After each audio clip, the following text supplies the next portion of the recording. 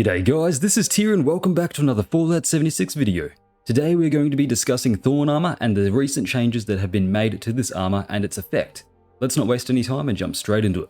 Okay, so previously for the last couple of years that this armor has been in the game, it used to function in a way that allowed you to infinitely stack the armor's bleed damage, which led to some pretty insane builds, allowing some players to kill bosses with things like a paddle ball, a ripper, or a Mr. Handy buzzblade, in a matter of moments. Now the Thorn armor's bleed effect, you used to deal 5 bleed damage a second over a duration of 10 seconds, for a total of 50 bleed damage. And keep in mind, this used to stack infinitely, allowing up to hundreds or possibly thousands of bleed damage a second on a single target. Now in this update, not only has the infinite stacking been removed from Thorn armor, but also the amount of bleed damage we can inflict has been changed and increased to compensate for this change in the first place. But before we talk about that, I feel I should help you understand why this was changed, and for that you have to understand how bleed damage works in this game to begin with. So, bleed damage is what's called pure damage in the files, right? This means that the damage that the bleed status effect inflicts will not be reduced by damage resistance or any elemental resistance of any kind, or even percentage-based damage negation.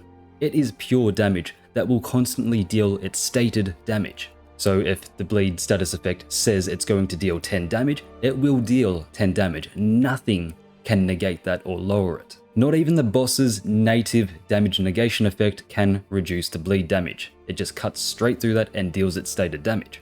So with that explained, it's clear that being able to infinitely stack thousands of pure damage on a boss is a slight problematic situation when it comes to balance. Not one admittedly a lot of people used, but still, it is a balance issue nonetheless.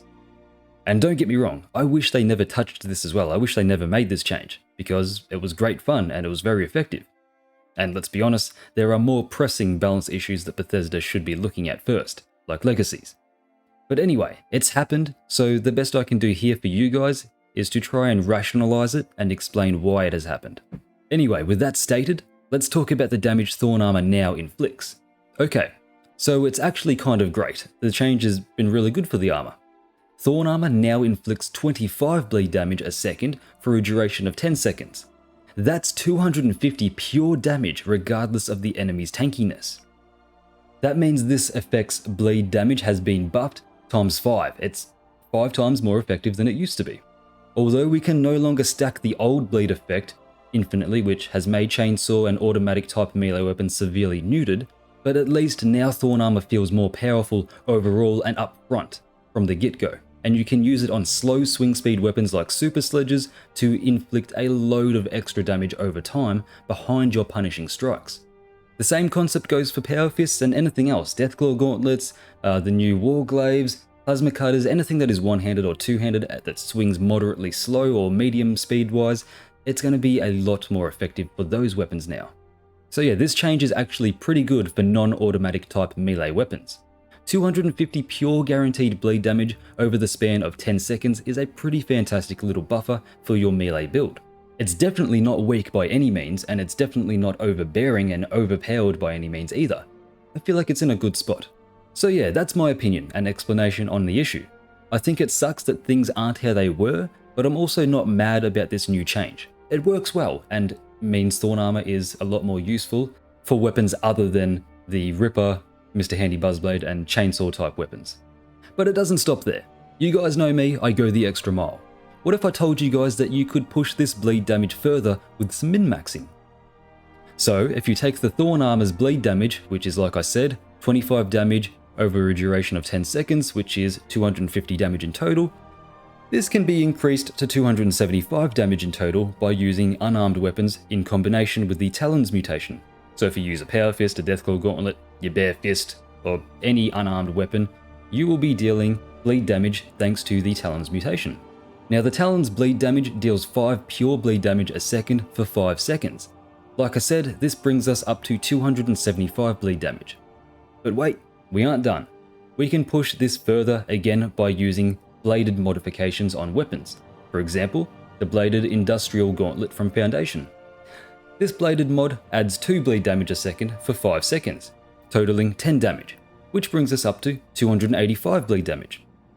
Now, that is absolutely incredible in all honesty. That's a nice little buff for our already buffed bleed damage. Think about it guys, that is a lot of pure damage to inflict on an enemy instantly and over a duration.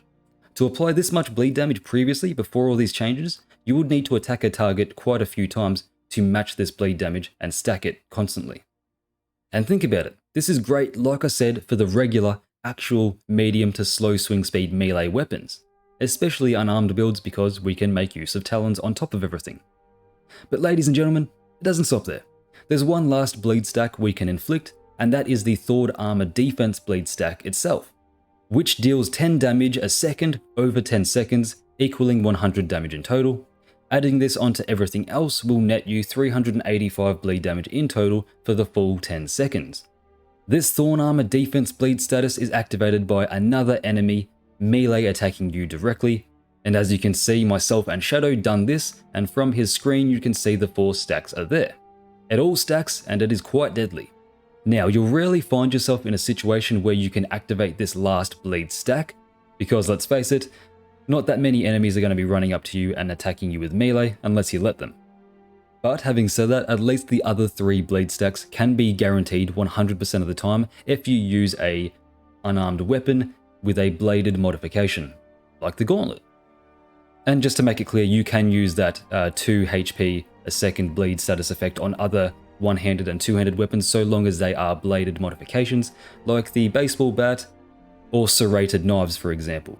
However, you've got to take into consideration, if you do use one-handed or two-handed weapons, then you cannot make use of talons. So really the best bleed setup is to go unarmed with a bladed gauntlet. In my example, you get everything. So to reiterate, just in case anyone was confused, you have 2 Thorn armor bleed effects that last for 10 seconds. And then you have the Talons mutation and the bladed weapon mod that last for 5 seconds. So this means if you punch an enemy and they punch you back and you afflict the enemy with all 4 of these statuses, that means for the first 5 seconds you will be dealing 42 bleed damage a second, totaling 210 bleed damage once the first 5 seconds is up. And then for the 5 seconds afterwards, you will be dealing 35 bleed damage a second, totaling 175 bleed damage over the last 5 seconds. In total, all up, each punch will net you 385 pure bleed damage that cannot be blocked, mitigated, or resisted in any way whatsoever. And as you've been seeing throughout the footage, it's not half bad, it deals a lot of damage. So that's it guys, that is the state of bleed and Thorn armor in this game and how to push it further after this change. I hope you all enjoyed and learnt something new. That's going to do it for me. A massive shout out to all my current Patreons and channel members. You're all legends and thank you for your support. If you'd like to support me further, then consider becoming a Patreon or channel member or checking out my merch store. We've got a lot of great designs and benefits, so be sure to check that out in the description, along with my other social medias like Discord and Twitter. Subscribe if you're new, and like the video if you enjoyed. I've been Tia, and I'll catch you in the next one. Welcome to Valhalla.